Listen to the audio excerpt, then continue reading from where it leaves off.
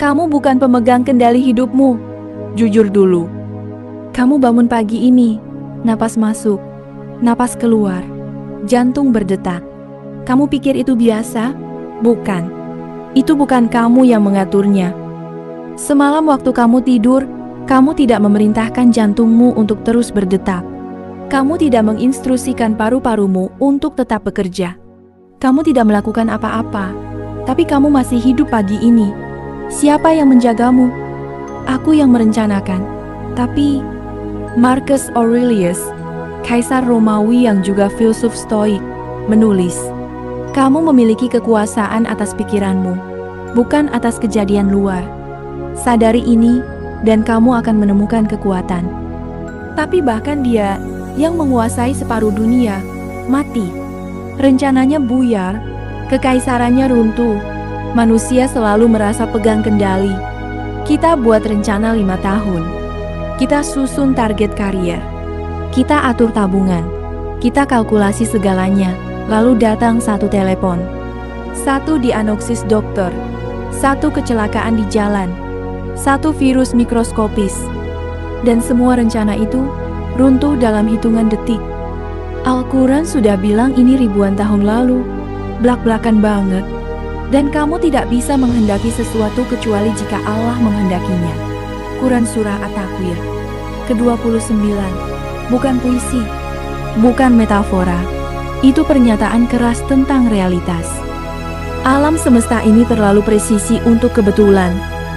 Fisikawan Roger Penrose menghitung probabilitas alam semesta terbentuk dengan keteraturan seperti sekarang secara kebetulan. 1 berbanding 10 pangkat 10 pangkat ke 123. Tulis angka itu. Kamu tidak akan cukup kertas di seluruh bumi ini. Artinya, keteraturan ini mustahil terjadi tanpa kesengajaan. Allah berfirman, "Sesungguhnya kami menciptakan segala sesuatu menurut ukuran." Quran Surah Al-Qamar ke-49.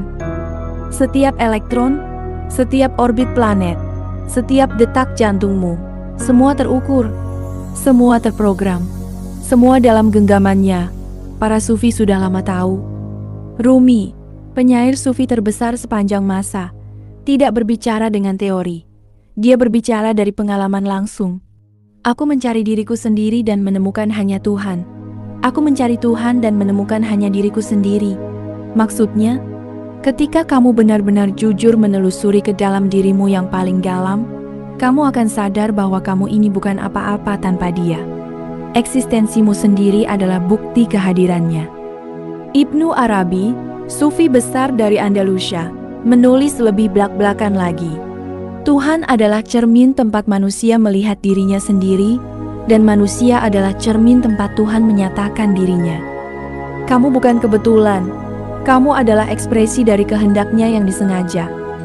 Al-Hallaj, sufi yang mati demi kebenaran ini, berkata, "Aku heran dengan orang yang mencari Tuhan kemana-mana, padahal Tuhan tidak pernah meninggalkannya.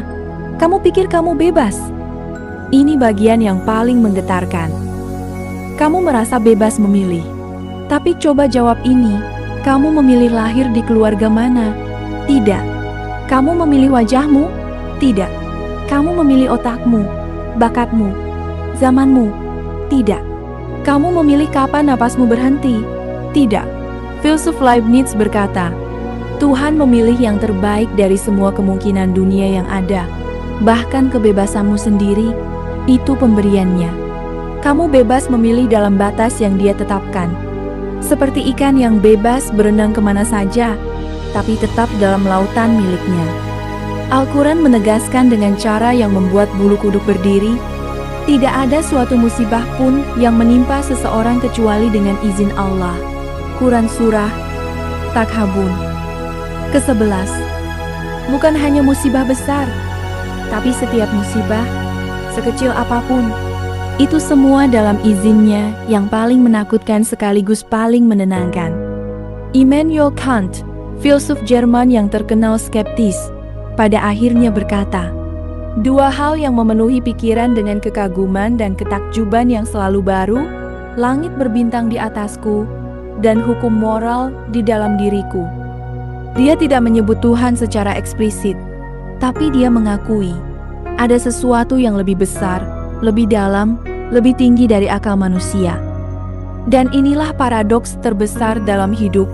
Ketika kamu menyerahkan kendali kepadanya, kamu justru menemukan ketenangan yang sesungguhnya. Bukan pasrah yang lemah, bukan menyerah yang kalah, tapi penyerahan seorang yang sadar bahwa dia memang tidak pernah memegang kendali sejak awal. Allah berkata dengan lembut, tapi tegas, "Ketahuilah, hanya dengan mengingat Allah hati menjadi tenang." Quran Surah ER-D ke-28. Penutup. Satu pertanyaan untukmu. Rumi bertanya sesuatu yang sampai sekarang tidak ada jawaban rasionalnya.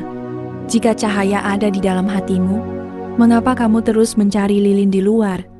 Tuhan bukan konsep jauh di langit ketujuh yang perlu teleskop untuk ditemukan. Dia ada di setiap napasmu yang kamu anggap biasa, di setiap pagi yang kamu bangun tanpa mengaturnya sendiri, di setiap keajaiban tubuhmu yang bekerja tanpa kamu perintah. Kamu tidak mengendalikan hidupmu, dan justru karena itulah kamu masih hidup sampai hari ini. Pertanyaannya bukan lagi, apakah Tuhan ada? Pertanyaannya adalah, sudahkah kamu benar-benar sadar bahwa Dia selalu ada?